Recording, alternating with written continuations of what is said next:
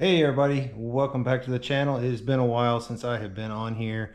I have had a lot of back projects doing, and I just have had no time to work on bikes.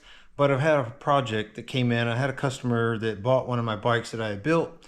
He's an avid motorcycle collector himself, and he acquired a bike that was built on, I believe it was Cafe Racer magazine, or it was built on the Cafe Racer show, but it does have some paint details. It says Cafe Racer magazine. Well, he acquired it and just doesn't like the build quality. And I'll show you a few things, but I'll show you the overall of the bike and talk about some of the things that I'm going to make changes to and or fixes to make this more what the customer is looking for.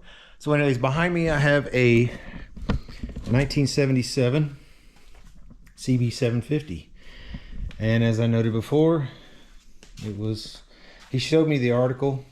It was, I guess, made, and then an article was written on it from Cafe Racer magazine, but it was built on some Cafe Racer TV show, to my knowledge. First off, when you look at it from this portion of it, it doesn't look too bad. I want to say that this was done probably around 10 years or more ago. A lot of the Zeus fittings and stuff don't work correctly on it. All they did was took a standard CB750 and made some hodgepodge brackets, and I mean, it still has the original wire harness in it. It has the cluster up here, a lot of the original mechanics up in here. The failures in it: the tank is failing. This is a fiberglass tank, and I can tell it's not made to how I would make a fiberglass tank. And it could be due to the age, the time frame, not realizing, and this tank's probably made with polyester resin, and polyester doesn't do very well with ethanol. It had some gas in it, and it was the glass gets really soft, and then the top section of the tank gets concave. It's also got a leak around it, so it's bubbling paint and everything around here. So my plan is to make a new mold, or fix the issue in this tank, make a new mold of this tank, and then reproduce this particular tank that was used on it, fix the way it is mounted. It's mounted terribly. So we'll start with, and then the seat hump. The seat hump here looks really nice. As soon as you pull it off and you start seeing, this is how it was rigged to be mounted onto the bike. Terrible. Just some stuff that they hodgepodged on there. This is the bottom side of the seat. So you can see where that's how you would bolt it on, with those little bent tabs that was mounted on there. Nothing permanent fixture or anything. So I mean, I guess one thing is you probably could turn the bike back to original. And it's pretty cool is that they have it set where the Cafe Racer logo illuminates with lights. So that's the seat section itself. It's not terrible. We'll end up keeping that to the original. Let me set this over here.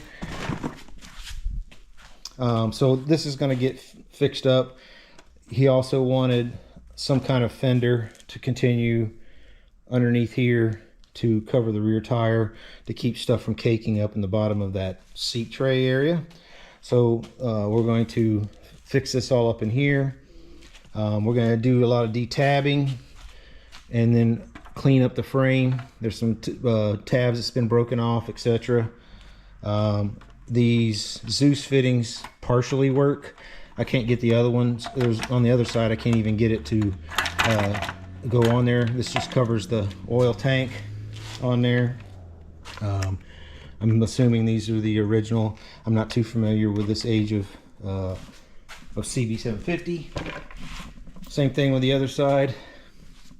Like I said, it's just sitting on here. I kind of just got it's got somewhat latched to get it to stay on. So a lot of this is going to get fixed. I'm going to put a mow unit in it. So I'm going to redo all the wiring. It's got really nice carburetors. The engine overall looks really nice. Just a little cleanup and it will be good. And the tank has got like some funky tabs on the bottom here. Let me go ahead and pause this and I'll come back after I get the tank off.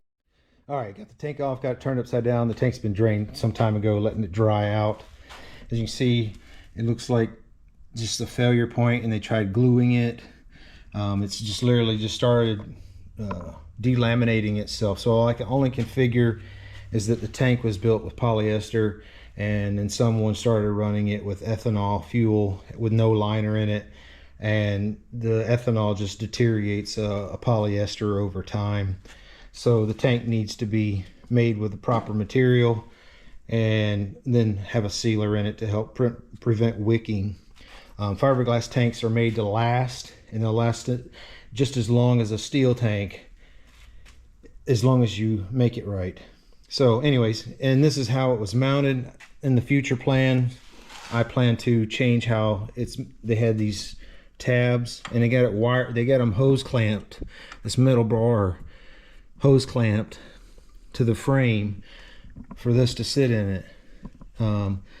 It's like they built this bike in like 20 minutes for a show, and so everything is just terribly assembled. It wasn't made for permanent, it was made for looks, for that 15-minute clip in the show.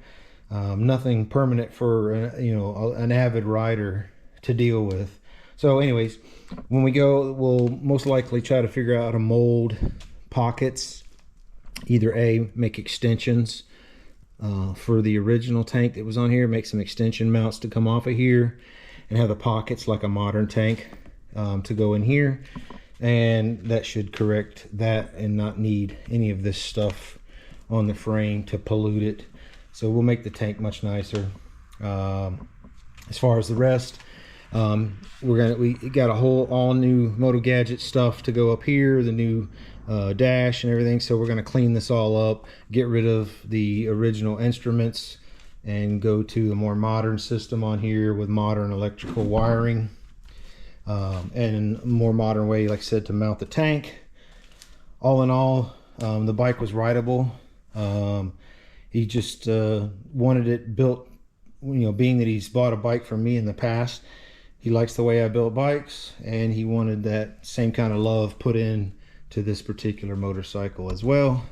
So again, this is a 1977 Honda CB750 single head overhead cam. This is a really nice bike, and we're just going to clean it up, make it much more presentable, do some more things to actually open it up, make things more visibly, fix take away some of the antique systems that was on it, and modernize it without removing the anesthetics that it has currently. So as we continue on, there'll be more on this build. Oh, also the kickstand, I don't know if that's bent in the frame, so I haven't investigated that enough yet, but that's physically too far bent out to be able to